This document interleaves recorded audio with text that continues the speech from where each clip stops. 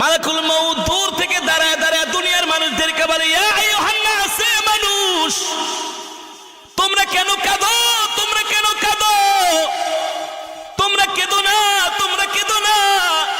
আল্লাহর ইজ্জতের কসম, আল্লাহ তাআলা যতদিন তার হায়াতের জিন্দেগি দিয়েছিল ততদিন সে বেঁচে ছিল। তার হায়াতের জিন্দেগি শেষ, দুনিয়া থেকে আল্লাহ তাকে উঠায় নিছেন। আবার যখন কান্না করে আজরাইল ডাক দিয়া বলে, ইয়া আইয়ুহান নাস, এ মানুষ তোমরা কান্না করো না। তার জন্য আল্লাহ তাআলা যতটুকুন রিজিক বরাদ্দ করেছেন ততটুকুন সে রিজিক খেয়েছে, তার একটা রিজিকও আর অবশিষ্ট নাই, তার রিজিক শেষ। এই কারণে আল্লাহ তাআলা তাকে দুনিয়া থেকে উঠায় নিয়েছেন।